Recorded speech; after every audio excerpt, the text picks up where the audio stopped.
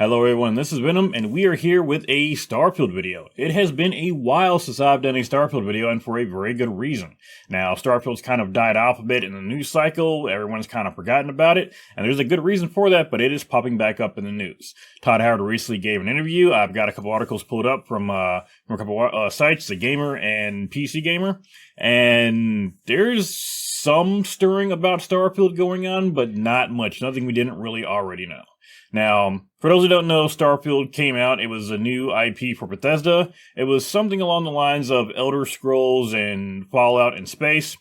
It was well received. It was fun, but it died off a lot quicker than I think anybody could have expected. And there's a couple reasons for that. The game's path pretty much follows the exact same path that most Bethesda RPGs do. You got your main story, you got a couple side quests, or the bigger factions, your big faction quests, a lot of small mini quests scattered about, and then that's pretty much it, a lot of exploring. Now, unfortunately, Starfield also had a few other issues as well, including a lot of excess loading time. Fast travel is not explained very well, so people were going through and painstakingly doing fast travel instead of, just jumping around on the map by choosing or where they wanted to land at. They would actually go into their ship, get in the cockpit, load up, and each one of these things had its own loading scene and its own sequence. It was a pain in the ass. I mean, it could literally take you, 2 to 5 minutes to get from one place to another. It was a real pain in the butt if you didn't know what you were doing. Even if you did, it could still take a while.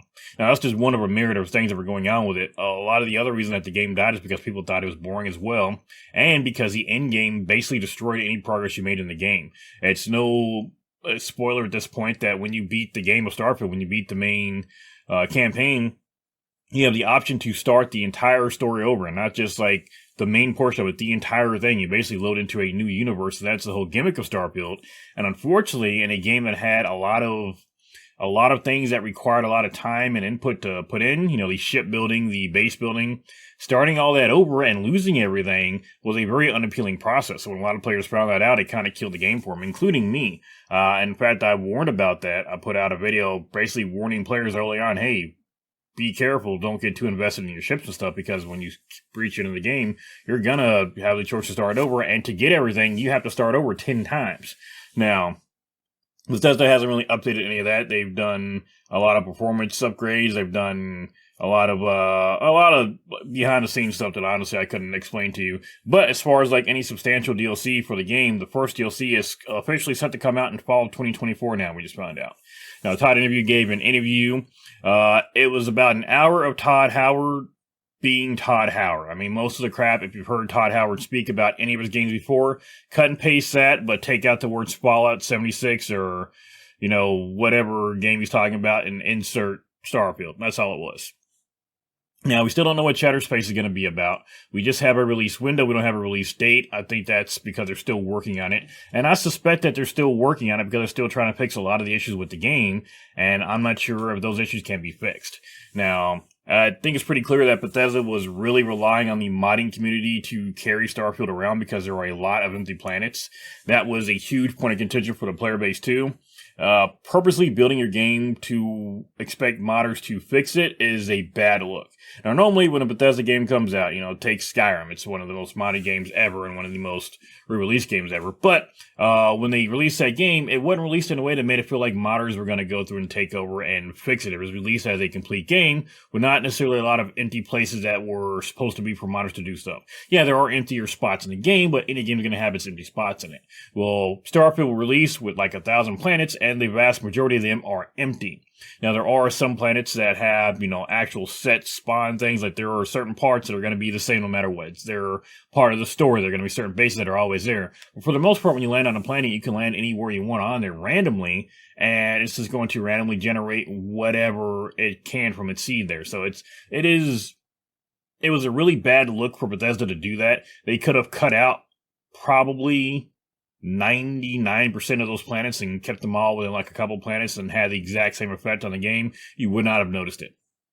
But Bethesda put in all these extra planets because they were expecting people to mod them in, and that pretty much meant that Bethesda did not do as much work on the game as they should have. They should have filled in all those planets or not had as many. Unfortunately, we're already long past that. Like I said, this has been a debate going on for a while now. Now, I've been keeping up with the expansions because we knew we were supposed to be getting at least one. Now, typically for Bethesda games, you get between 2 to 4 big expansions.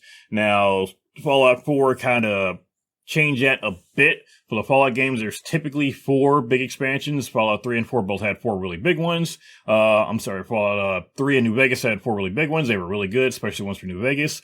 Fallout 4 had a couple of big ones and a bunch of smaller ones that were more workshop stuff that really didn't sit well with the community. But it did have at least 2. Skyrim and Morrowind both had 2 very large expansions. So did Oblivion, 2 very large ones. So we're expecting to get at least 2 expansions from Starfield. As of right now, the first expansion, Shattered Space, is supposed to be coming out in fall of 2024. Well, as of right now, like I said, we still don't know what's going on with it. Like, I've been reading through the article. This is one from The Gamer. They talk about how it's been a while since we heard anything about Starfield. They go over part of the interview. Most of the interviews got nothing to do with Starfield. It's just a small portion when they talk about it. They don't provide specific dates. We do know there's an update coming next week having to do with shipbuilding and something else having to do with maps. We know that the city maps were also poorly implemented too. There's not a very good map for in-game. That was also something that modders took care of, but again, not something that modders should have to take care of.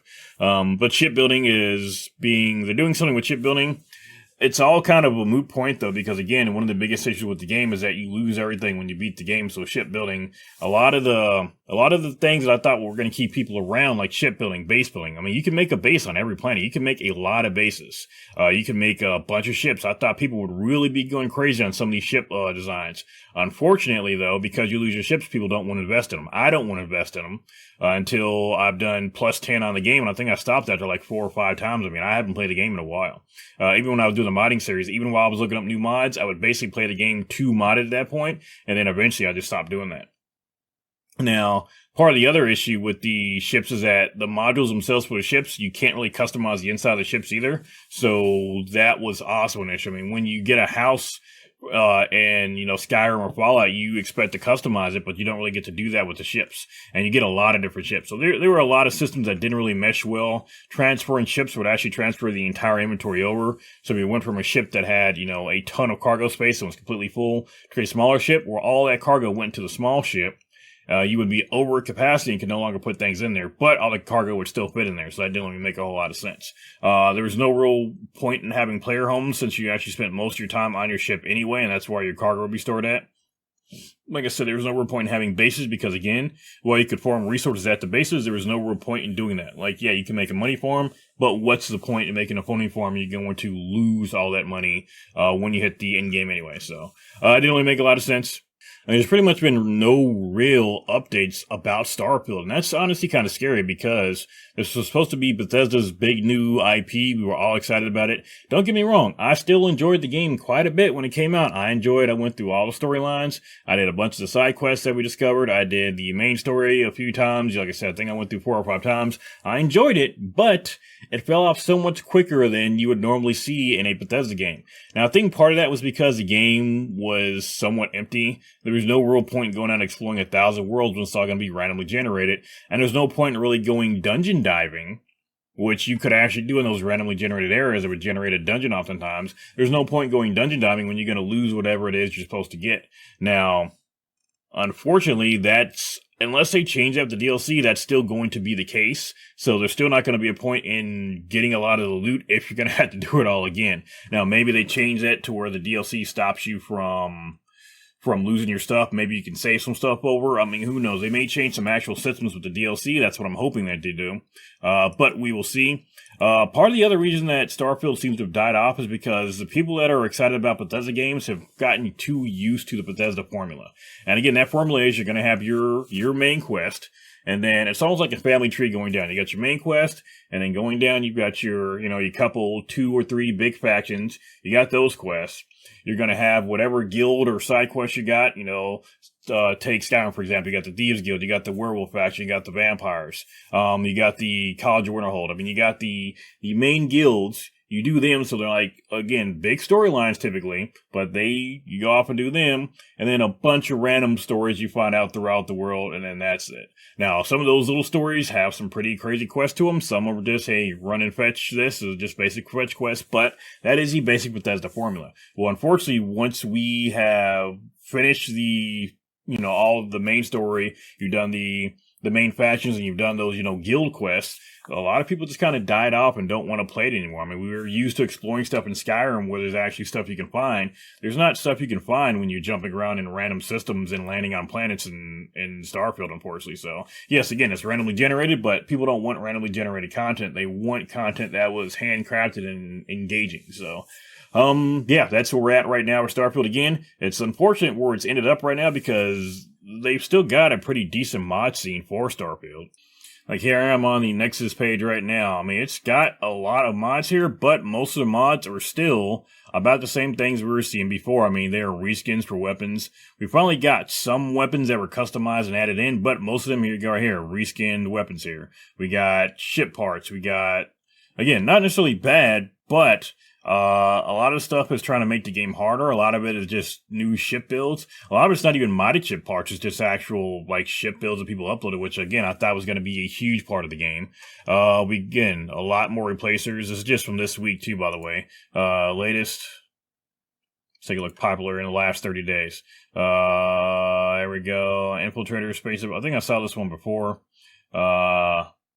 Vacuum workers and kiosks, a little small tweaks and anything. There hasn't been anything real huge. Now, we did start seeing Star Wars mods come out, just like I thought we would. We started seeing things like lightsaber mods come out. We started seeing even, technically there's powers in game, so I would expect to see some more force powers. We get some trooper stuff in here. So we're seeing a lot of replacers in here. We're finally starting to see some custom outfits and weapons being added. But for the most part, it's still what you would expect. It's what we saw when I was modding. We're seeing a lot of Halo stuff. We're seeing a lot of Star Wars stuff. Not as much Star Trek stuff as I would think. There's a lot more Star Wars stuff than Star Trek, but unfortunately, like I said, we still don't have the creation kit yet either. Now, we're supposed to be getting that soon, but unfortunately, because we don't have the creation kit, we're still missing a bunch of, not really missing mods, but the modders who are sticking around still don't have all the tools they need to mod the game in the way they want to as well. So, unfortunately, that's where we're at with the game. Now, when, of course, the DLC comes out or we get more announcements about it, I will be covering it. But as of right now, this information just came out like less than 10 hours ago, so I wanted to make sure I talked about it. Yeah, I think it's listed at 8 hours right now. It's about 1 in the morning, so by the time you see this, it'll be about a day. So I want to make sure I got the stuff out for you guys to see. I guess all the big news is that there is no real news, but we are expecting there to be some here fairly soon. We got the tentative date for the DLC. I'm really hoping that this DLC, and I'm really hoping that the reason it's taken so long to, I'm really hoping that the reason it's taken so long to bring this DLC to us is because they're going through and they're fundamentally changing some aspects of the game that were really not fun for the player base. Again, the biggest gripe I've got, and personally, I think the biggest gripe with, or the biggest issue with the game is just the fact that you lose all your progress when you restart the game. I think if they change it to where if you kept your ships, your weapons, and your items and all that, I think if they made that change, that definitely would bring some people back. I mean, we've lost some players already. They're not going to be coming back, period. But I think if they had done that, and I think if they do that, if they make that change, that will help a lot with the game and its longevity.